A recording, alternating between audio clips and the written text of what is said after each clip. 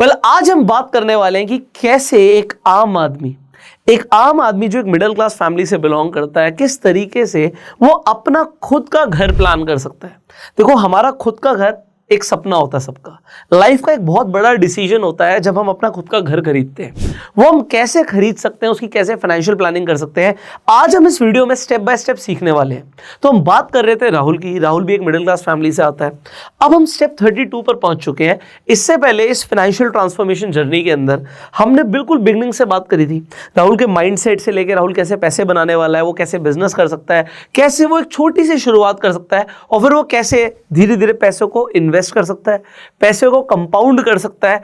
और आज एक ऐसा स्टेप राहुल लेने जा रहा है कि अब उसने कुछ पैसे जोड़ लिए हैं, बट वो प्लान कर रहा है कि मैं अपना घर खरीदूं।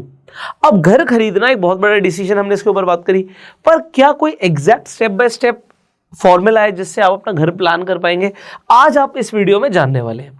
अब हम शुरू करते हैं। सबसे पहले एक फॉर्मूले की हम बात कर लेते हैं। फॉर्मूला बड़ा क्लियर है, दैट इज 5-20-30 फॉर्मूला। इसी तरीके का एक फॉर्मूला मैंने आपको दिया था जब हम गाड़ी खरीदने की बात कर रहे थे, आपकी ड्रीम कार खरीदने की बात कर रहे थे। तो वो फॉर्मूला क्या था, आप लोग कमेंट करके बताएंगे, जिससे मुझे ये पता लगेगा कि आप हमारी वीडियोस लगातार देख रहे हैं।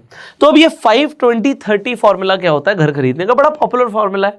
ये फॉर्मूला सिंपली ये कहता है कि आप अगर कोई भी घर प्लान कर रहे हैं, पहली बात तो आपको ये कैसे पता लगेगा कि आप उस घर को खरीद भी सकते हैं नहीं खरीद सकते। आपको क्या करना है, घर जो भी है उसका जो भी प्राइस है आप ये चेक कीजिए, वो 5 गुना से ज्यादा नहीं होना चाहिए आपकी एनुअल इनकम का। और हमने गाड़ी का क्या बताया था, कितने परसेंट से ज्यादा नहीं होनी चाहिए आपकी एनुअल इनकम की कार, वो भी आप कमेंट करके बता सकते हैं, जिससे और लोगों को भी पता लगेगा, अवेयरनेस फैलेगी। तो यहां पे एनुअल इनकम की जब हम बात कर रहे हैं, आप सालाना कितना कमाते हैं वो आप देखिए। एग्जाम्पल के लिए कोई आदमी 50,000 कमाता है हर महीने। अब 50,000 इंटू आप 12 कर लीजिए तो 6 लाख रुपए आ गया। अब 6 लाख अगर आप सालाना कमाते हैं, अगर मैं इसे इंटू 5 करूंगा तो वैल्यू आ गई 30 लाख। मतलब जो आदमी 50,000 या उसके आसपास पैसा कमा रहा है, उसे 30 लाख तक का घर प्लान करना चाहिए। अब आप कहेंगे नहीं जी, जो हमें घर पसंद है वो तो 50 लाख 60 लाख का है। तो दो ही चीजें हो सकती हैं। पहली चीज क्या हो सकती है, या तो आप अपना डिसीजन छोड़ दीजिए अभी, क्योंकि आप अगर ऐसा कुछ करेंगे तो आप एक फाइनेंशियल ट्रबल में आ सकते हैं। और दूसरी क्या चीज हो सकती है, भाई घर तो वही लेना जो पसंद आ गया। तो आप अपनी इनकम बढ़ाने पे फोकस कीजिए सर। और उसके लिए हमने बहुत सारे स्टेप्स में बातें करी हैं ऑलरेडी। ये एक फाइनेंशियल ट्रांसफॉर्मेशन सीरीज है, इसका आपको एक लिंक मिल जाएगा आई बटन पे, फ्री में आप जाके देख सकते हो स्टेप बाय स्टेप कि कैसे आप अपनी स्किल्स को अपग्रेड कर सकते हो, अपने माइंडसेट को अपग्रेड कर सकते हो और पैसा कैसे ज्यादा कमाया जा सकता है। इस सीरीज में काफी सारी बातें हमने ऑलरेडी करी हैं। तो दो ही चीजें हो सकती हैं, या तो हम अपनी इनकम को बढ़ाएं या फिर हम अपना डिसीजन चेंज कर लें। पॉइंट इज वेरी क्लियर कि 5 गुना से ज्यादा जो आपकी एनुअल इनकम के ऊपर घर आ रहा है, उसे आप खरीदने का मत सोचिए अभी। हो सकता है ऐसा करने से आप किसी फाइनेंशियल कॉन्स्ट्रेंट में आ जाए। प्रॉब्लम यहाँ पे ये आती है कि लोग घर खरीदते हुए ना काफ़ी सारी चीज़ें सोचते नहीं है, पहले से प्लान नहीं करते, इसीलिए वो ट्रबल में आ जाते हैं। और फिर एक बहुत बड़ा सवाल है कि हम घर खरीदें ही क्यों। बहुत सारे लोग इंटरनेट पे बातें कर रहे हैं कि भाई घर खरीदना ही नहीं है, हमें तो रेंट पे ही रहना है। मैं एक ही सवाल पूछूंगा। पहली बात तो जितने लोग एडवाइस दे रहे हैं आप उनसे पूछिए, तुम रेंट के घर में रहते हो अपने घर में रहते हो, है ना? अगर वो लोग खुद के घर में रहते हो तो उनसे पूछो ऐसा क्यों करते हो। आप अपने घर में रहते हो और हमें बोल रहे हो रेंट पे रहो, तो ऐसा क्यों? क्योंकि जो घर होता है ना, वो आपको एक स्टेबिलिटी देता है माइंड को। हमेशा पैसे की बात नहीं होती।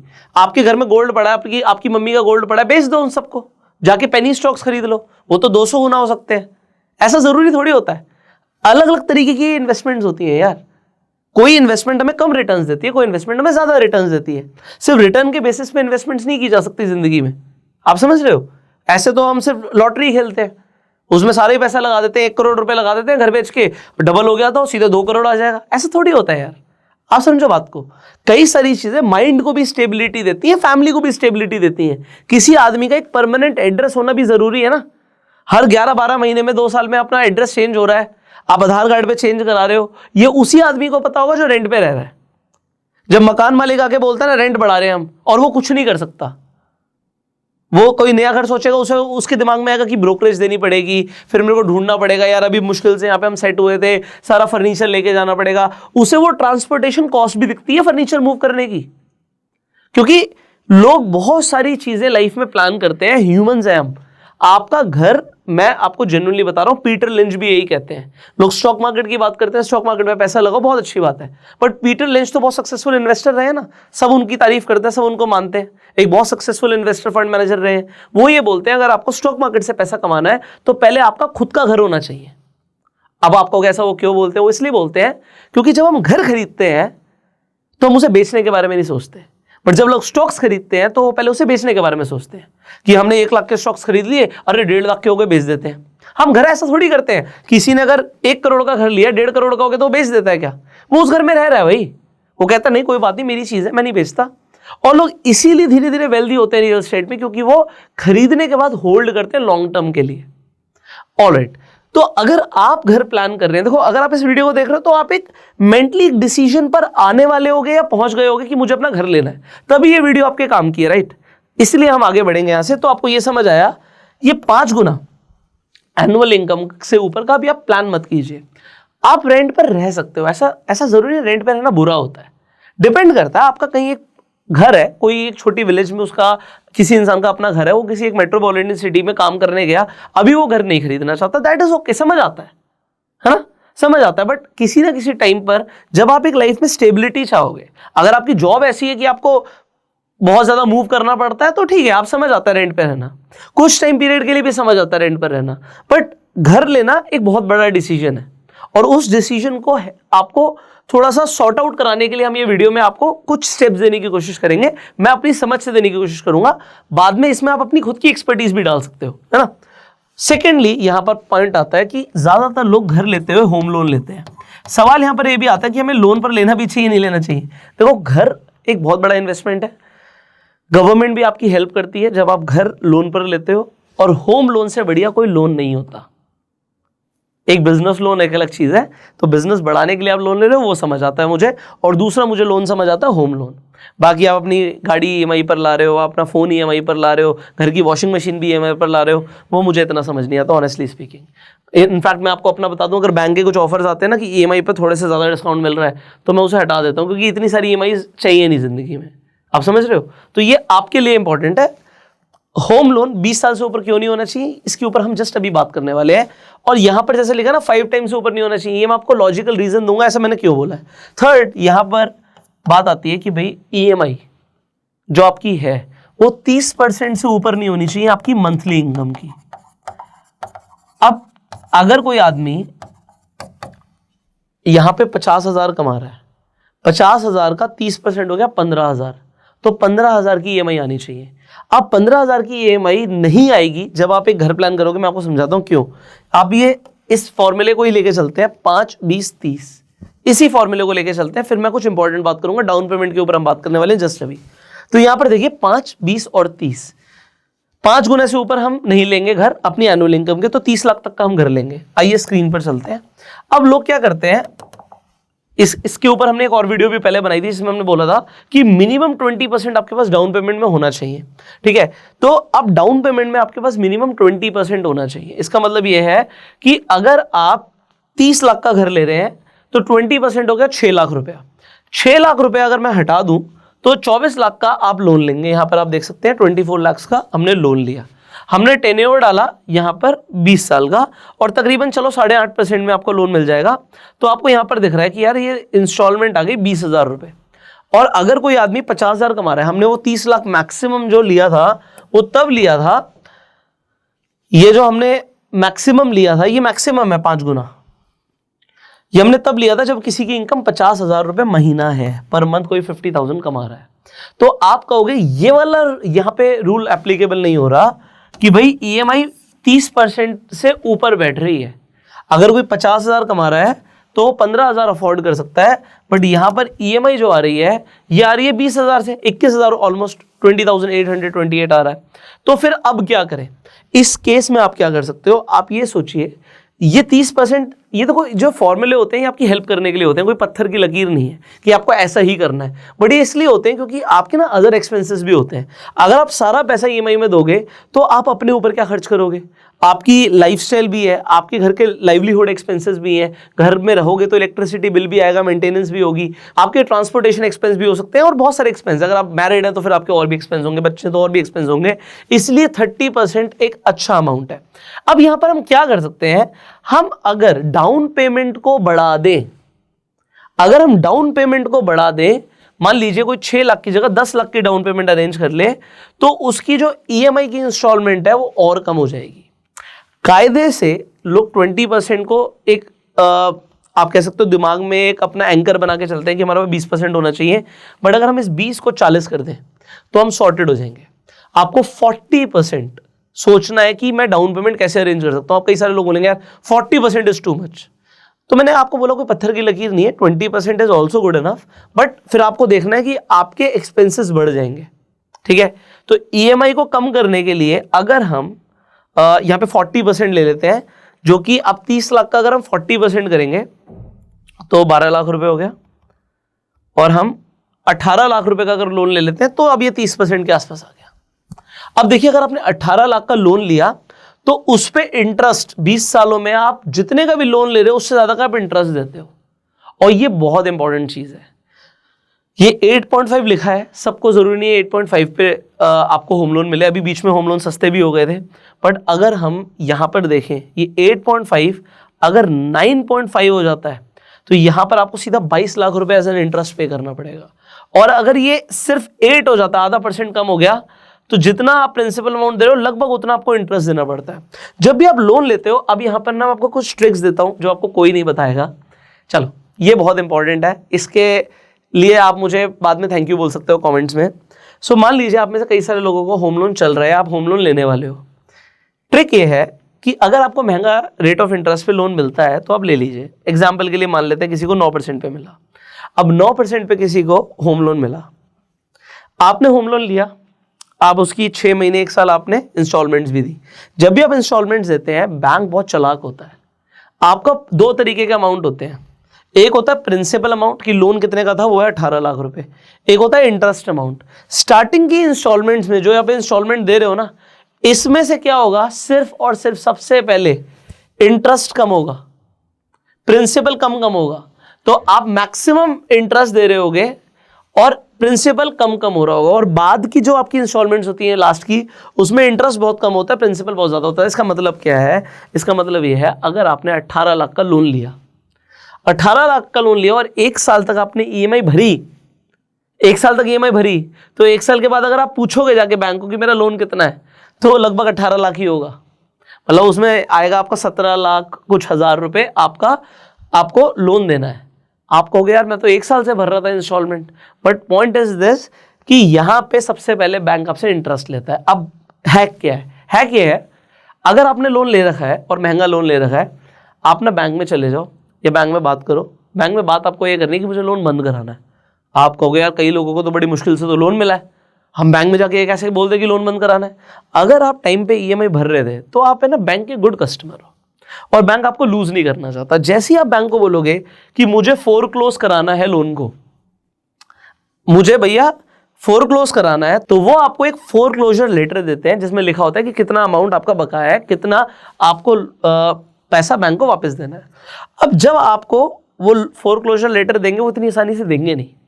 जैसे ही आप बैंक को ये बोलोगे कि मुझे लोन बंद करवाना है, अब आपका वो कोई भी लोन हो, खासकर अगर होम लोन है, तो बैंक वाले आपको सबसे पहले फोन करेंगे और ये बोलेंगे कि ये आप मत कराइए, आप इसे फोरक्लोज मत कराइए, आप बताइए आप क्या चाहते हैं। तो आप बोलोगे, आपको सीधा सीधा ये बोल रहा है कि भाई मुझे कहीं और से सस्ता मिल रहा है, बैंक का नाम मत लो। आप मुझे बोलो जैसे 9% ना, आप बोलो जी मुझे कहीं से सस्ता मिल रहा है, बोलेंगे कितना सस्ता मिल रहा है। आप अपने मुंह से मत बोलो, आप बोलो बस मुझे बंद करना है भाई, मुझे सस्ता मिल रहा है। वो आपको सीधा सीधा ऑफर कर देंगे कि एक काम करते हैं सर, मैं इसे ना 8.5 करा देता हूँ या करा देती हूँ, और आपका यहाँ पे जो ईएमआई है सीधा सीधा कम हो जाएगी, आपका यहाँ पे इंटरेस्ट अमाउंट भी कम हो जाएगा। या फिर आप एक काम कीजिए, अपना ड्यूरेशन ऑफ लोन भी हम आपका कम कर सकते हैं, 20 साल की जगह आपका लोन 15 साल 16 साल 17 साल का कर देते हैं, ऐसा भी आपको ऑफर कर सकते हैं। सो जैसे ही वो आपको ये ऑफर करते हैं कि आपका हम इंटरेस्ट कम कर देते हैं, एक सिग्निफिकेंट चेंज आ जाएगा आपकी ईएमआई में। ट्राई करके देख लेना, जिसका भी लोन चल रहा है बैंक को बोलो लोन बंद करना है। जैसे ही आप ये बोलोगे तो वो क्या बोलेंगे आपको कि ईएमआई हम कम कर देते हैं, उससे आपका बेनिफिट हो जाएगा। अब पॉइंट यहाँ पे दूसरा आता है, ये आपको समझ आ गया, ये फॉर्मूला आपको समझ आ गया, आपको ये भी समझ आ गया कि डाउन पेमेंट जितनी ज्यादा हो उतनी बढ़िया है। बट अब एक सवाल आएगा, यार वो बड़ी डाउन पेमेंट आएगी कैसे? कई सारे लोगों ने वो पैसा ही नहीं जोड़ रखा। हम जब बात कर रहे हैं कि भाई 20% मिनिमम, या फिर जैसे मैंने आपको सजेस्ट किया कि 40% की अगर आप डाउन पेमेंट जोड़ पाए तो बहुत बढ़िया है अगर आप घर लेने जा रहे हैं। तो अब लोग कहेंगे यार डाउन पेमेंट का पैसा कहां से आएगा? और सिर्फ डाउन पेमेंट की तो बात ही नहीं है, जब हम घर लेते हैं तो हमारे कुछ एक्स्ट्रा चार्जेस होते हैं, जैसे कि स्टैम्प ड्यूटी चार्जेस। अब आप स्टैम्प पेपर के जो चार्जेस आप पे करते हैं, अगर आप मेल हैं अपने नाम पे रजिस्ट्री कराना चाहते हैं तो आपको 7% की स्टैम्प ड्यूटी पड़ेगी। एग्जाम्पल के लिए आप 1 करोड़ का घर ले रहे हैं तो 7 लाख रुपए आप मान के चलिए कि आपको स्टैम्प ड्यूटी के नाम के देने हैं। और अगर आप फीमेल हैं तो 5% पड़ेगी, और अगर आप मेल हैं और समझदार हैं तो अपनी माँ या अपनी वाइफ के नाम पे आप रजिस्ट्री करा सकते हैं और 2% बचा सकते हैं। चॉइस आपकी है, मेरा काम आपको बताना। अब यहाँ पर कई सारे लोग ऐसे होते हैं, नहीं जी हम तो 50-50 में कराएंगे, तो उसमें आपको 6% की स्टैम्प ड्यूटी पड़ेगी। मतलब कोई हस्बैंड वाइफ है, आधे आधे नाम पे भी रजिस्ट्री हो जाती है, 50% वाइफ के नाम पे घर होगा, 50% हस्बैंड के नाम पे घर होगा, तो उसमें आपको लगभग 6% की स्टैम्प ड्यूटी पड़ेगी इफेक्टिव। सो ये अगर आपको यहाँ पर समझ आ गया, अब पॉइंट आता है कि ये पैसा कहाँ से आएगा? स्टैम्प ड्यूटी के भी पैसे लगेंगे, और फिर यार जो ब्रोकर घर दिखाएगा वो तो सबसे पहले पैसे मांगता है, और अगर मैं घर ले रहा हूँ तो मेरे को पास कुछ एक्स्ट्रा पैसे भी होने चाहिए, फर्नीचर भी होना चाहिए, कुछ वॉलपेपर लगवाऊंगा, कुछ फर्निशिंग कराऊंगा, कुछ ना कुछ तो आपको चाहिए होगा। तो एक्स्ट्रा पैसे तो आपके घर में हमेशा ही लगने हैं, तो ये आपको पहले से प्लान करने। अब ये कैसे प्लान होगा? चलो इसकी प्लानिंग मैं आपको दे देता हूँ। अब कई सारे लोग होंगे वो कहेंगे यार हमने कमाना तो शुरू कर दिया, मुझे आज घर नहीं लेना, बट आज से 3 साल बाद 5 साल बाद भाई मुझे अपनी शादी करनी है। लड़की वाले पूछेंगे भाई घर अपना है नहीं है, ऐसे ऐसे होता ही है ना इंडिया में, अपना घर होना तो सबसे ज़्यादा ज़रूरी होता है। तो लोग जो प्लान कर रहे हैं अपना घर, वो क्या कर सकते हैं? वो इन्वेस्टमेंट शुरू कर सकते हैं आज से। अब वो मैं आपको स्क्रीन पर दिखाता हूँ। एग्जाम्पल के लिए आपको डाउन पेमेंट के लिए 10 लाख रुपया चाहिए या फिर 8 लाख रुपया चाहिए, आपने खुद भी प्लानिंग कर ली, उसकी कुछ भी अमाउंट चाहिए, तो आप इंटरनेट पे जाइए, SIP कैलकुलेटर लिखिए और आप देखिए कि एग्जाम्पल के लिए मैंने यहाँ पे दिखाया आपको कि आप अगर किसी अच्छे इंडेक्स फंड में पैसा लगा देते हैं। मैंने आपको म्यूचुअल फंड्स के ऊपर काफ़ी गाइडेंस देने की कोशिश करी है इसी सीरीज़ में। आप किस तरीके से म्यूचुअल फंड के थ्रू अपनी इन्वेस्टमेंट्स को प्लान कर सकते हैं। अगर आप वो वीडियो देखना चाहते हैं तो आई बटन पे लिंक आप जाके देख पाएंगे। तो यहाँ पर आप देखिए, अगर आपको 14% की म्यूचुअल फंड से रिटर्न मिल जाती है एग्जाम्पल के लिए आपकी इन्वेस्टमेंट्स पर, और आप 12,000 रुपये हर महीना जोड़ते हैं, तो अगले 5 साल के बाद आपके पास लगभग 10.5 लाख रुपया होगा। अब इसके अंदर आप अपना कैलकुलेशन कर सकते हो कि भाई मेरी 7-8 लाख रुपए के अंदर मेरी डाउन पेमेंट जाएगी, फिर मेरा कुछ पैसा स्टैम्प ड्यूटी का जाएगा, कुछ पैसा ब्रोकरेज का जाएगा, तो आपके पास लगभग 10.5 लाख रुपए जुड़ जाएगा। अगर आप और ज़्यादा पैसा जोड़ना चाहते हो तो आप अपनी इन्वेस्टमेंट को या तो बढ़ा सकते हो, जैसे कि मैंने यहाँ पे 15,000 रुपये कर दिया तो ये सीधा 13 लाख रुपये हो गया। और अगर आप हल्का सा टेन्योर बढ़ा दो, जैसे 5 की जगह अगर मैं से 6 कर दूँ, तो यहाँ पर बात ही चेंज हो जाएगी, यहाँ पे सीधा 17 लाख रुपए आ जाएगा। तो वो जितना ज़्यादा टाइम के लिए आप वेट कर सकते हो उतना बढ़िया। अब वेट क्यों करना? अगर आप यंग हो तो आप पहले से फाइनेंशियल प्लानिंग शुरू कर दो ना। अगर आपको पता है आज से 7 साल बाद, 8 साल बाद, 10 साल बाद मुझे घर लेना है, तो आप जितनी जल्दी शुरू करोगे उतना बढ़िया है। It is always good to start early. So आज इस वीडियो में हमने समझने की कोशिश ये करी है, हमने सबसे पहले बात करी इस फॉर्मूले की, जो फॉर्मूला है 5-20-30। आई होप आपको समझ आ गया होगा।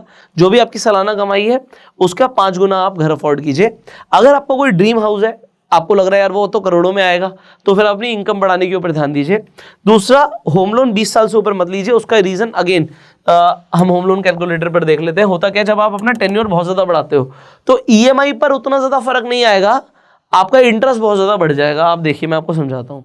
आप 20 की जगह 25 ले जाइए, ठीक है। आप 5 साल जैसे ही बढ़ाते हो, आपका इंटरेस्ट तो हो गया 18 के सीधा 23.5 लाख से ऊपर, और आपकी EMI पर कोई ज़्यादा फर्क नहीं आया। आपका मैंने जैसे बोला था 1100 रुपये के 1150 रुपये के आसपास का फर्क आया है, तो वहाँ पे आपका 15,000 कुछ EMI थी, यहाँ पे आपकी ऑलमोस्ट 14,000 रुपये के आसपास EMI है। तो बहुत नेग्लिजिबल डिफरेंस है। बट अगर आपका रेट ऑफ इंटरेस्ट ज़्यादा होता तो ये और ज़्यादा सिग्निफिकेंट हो सकता है आपके लिए।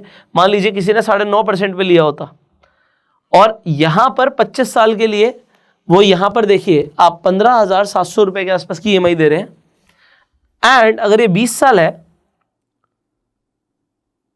तो आप सिर्फ 16,700 रुपए की EMI दे रहे हैं। आपका थोड़ा सा EMI में डिफरेंस है, बट आपके 5 साल तक पैसे और देने पड़ेंगे। आप सोचो, दैट इज योर चॉइस। अगर आप इसे 5 साल और कम कर देते हैं तो आपको सिर्फ 18,700 रुपए देने हैं। ये थोड़ा सा ज्यादा EMI देने से आप क्या कर रहे हो, आप अपने 5 साल कम कर रहे हो, 5 साल तक कम EMI देनी पड़ेगी। अब चॉइस आपकी है, बट मैं आपको 15 से 20 साल ही सजेस्ट करूंगा मैक्सिमम टेन्योर। 20 साल से ऊपर मैं सजेस्ट नहीं करूंगा, बाकी चॉइस आपकी है।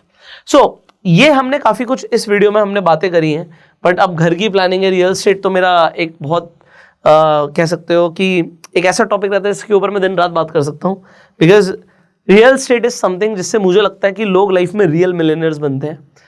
लोग पैसा कमाते हैं, बट ज्यादातर लोग आप देखोगे वो रियल एस्टेट में इन्वेस्टेड होते हैं। चाहे वो कहीं से भी पैसा कमा रहे हैं, लोग रियल एस्टेट में इन्वेस्टमेंट करते हैं, because that is the real investment. Land limited है, भगवान ने लैंड लिमिटेड बनाई है। तो आप भी अगर लैंड खरीदने के बारे में सोचेंगे, देखो मैं टिपिकली अपार्टमेंट्स प्रेफर नहीं करता। मेरे पिताजी के साथ कभी मैं जाता हूँ, मैं दिखाता हूँ, पापा ये देखो, मेट्रोपॉलिटन सिटीज़ में आप देखेंगे, मैं कहता हूँ पापा ये 10 करोड़ का फ्लैट है, ये 20 करोड़ का है। मतलब जहाँ पे मैं रहता हूँ वहाँ पे तो 40-50 करोड़ के भी फ्लैट्स हैं। तो पापा कहते हैं तो माचिस की डिब्बियाँ हैं। मतलब मेरे पिताजी की ऐसी सोच है, हो सकता है वो गलत बोल रहे हो। उसमें एक रहने का अलग, मैं डेफिनेटली बोलूँगा एक लाइफ स्टाइल अलग है, डिफरेंट है बिल्कुल। तो आपको एक एम्बियंस मिलता है, सब कुछ ठीक है, बट वो उसे इन्वेस्टमेंट अच्छी नहीं समझते। वो कहते हैं यार लैंड अपनी लेना। कोई 50 करोड़ रुपए में एक फ्लैट ले रहा है, तो वो कहते हैं यार 50 करोड़ की लैंड लेके अगर घर बनाए, तो उनकी सोच वो कहती है। और आप टिपिकली देखेंगे भी है कि लैंड जो होता है उसमें डिप्रिसिएशन नहीं होती, उसमें ज़्यादातर लोगों को अच्छी एप्रिसिएशन मिलती है लॉन्ग टर्म बेसिस पे। सो हम रियल एस्टेट के ऊपर काफ़ी बातें कर सकते हैं, और भी कुछ टॉपिक्स हैं इसके ऊपर हम डिस्कस कर सकते हैं। सो अगर आप चाहते हैं कि हम रियल एस्टेट के ऊपर और वीडियोस बनाएं, तो आप कमेंट कर सकते हैं that I want more videos on real estate. तो मुझे पता लग जाएगा आपका इस टॉपिक में इंटरेस्ट है, तो हम और वीडियोस बनाने की कोशिश करेंगे। फाइनली ये वीडियो आपको कैसी लगी अब भी आप कमेंट करके बता सकते हैं, एंड इस वीडियो को शेयर जरूर कीजिएगा मैक्सिमम लोगों के साथ, जिससे लोग अपनी भी घर की प्लानिंग कर पाएं और उनको भी काफी सारी इनसाइट्स मिल पाएं।